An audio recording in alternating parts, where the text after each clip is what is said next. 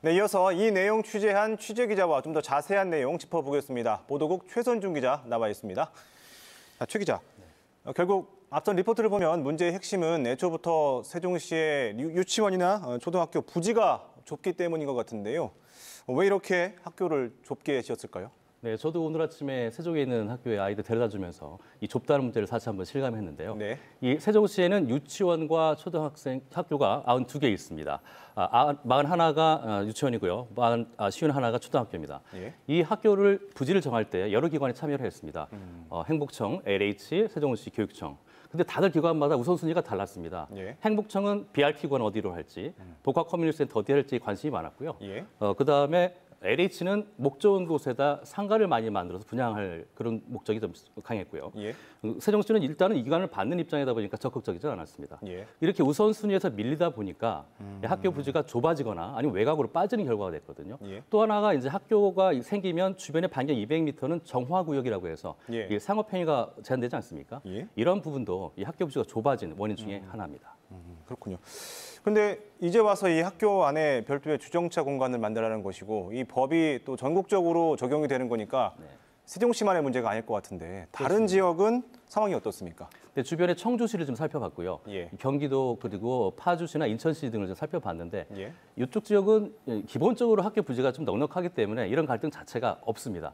행여나 이제 차량 통량이 많아가지고 별도의 승하차 구간이 필요한 경우는 이 지자체나 경찰이 먼저 나서서 학교 안에 회차로를 만든다든지 아니면 다른 곳에 포켓 시기력으로 해서 버스 정류장처럼 이렇게 승하차 구간을 만드는 이런 적극적인 행정을 보이는 것이 눈에 띄었고요. 우리 세종하고는 좀 대조적이었습니다.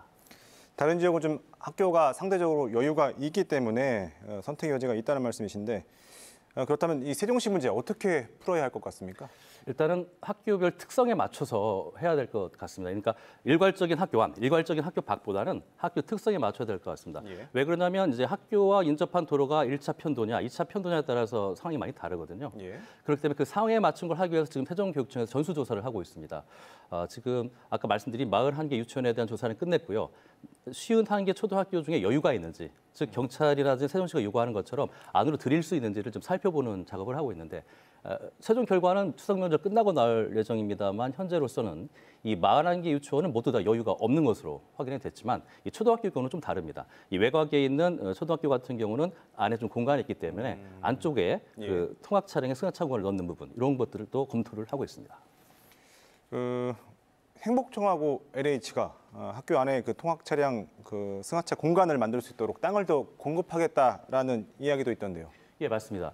아직은 개발되지 않은 5, 6 생활권, 그러니까 지편동이라든지 이런 쪽에 한별리 이런 쪽이 되겠습니다. 새로 짓는 학교에는 330제곱미터 정도, 그러니까 100평 정도의 땅을 추가로 주겠다. 통학 차량을 위해서. 좀 뭐 공짜로 준다는 얘기는 아닙니다. 예. 한 평에 3.3제곱미터에 50에서 60만 원씩 원가 이하로 주겠다는 건데 하지만 이 제안이 솔깃하긴 합니다만 자세히 보면 학교 안에 공간만 마련했다고 해서 되는 게 아니거든요. 예. 밖에 도로와 연결이 돼야 되는 상황이거든요. 즉 밖에 도로와 연결이 된 상황에서 그 부지를 만들어서 주면 모를까 학교 부지만 주고 학교가 알아서 관리해라라고 하는 것은 사실 좀 설득력이 떨어지는 측면이 있습니다. 이제 당장의 문제는 이제 이 기존의 좁은 학교들이 어떻게 하느냐인데 앞서 이제 교육청은 외곽에 있는 학교에 한해서 하지만 학교 안에 이제 이런 부지를 설치하는 안도 검토하고 있다고 한다면 경찰이라든지 세종시에서도 어떤 적극적인 대안을 찾아야 되진 않을까요?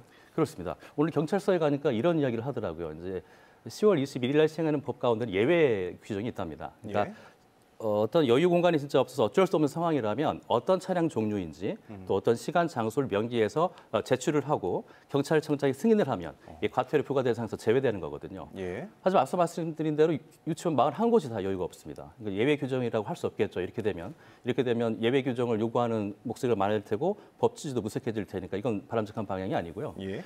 그 앞서 말씀드린 뭐 파주나 인천, 경기도 사례처럼 지자체와 경찰과 지자체가 먼저 나서서 좀 더 적극적으로 하면 좋겠다라는 생각이 들고요.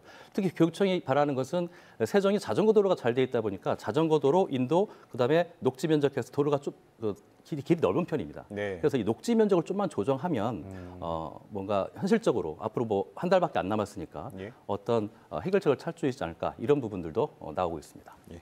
그 부분이 어떻게 처리가 되는지 저희가 한번 지켜봐야겠습니다. 여기서 정리하겠습니다. 최 기자 잘 들었습니다. 네.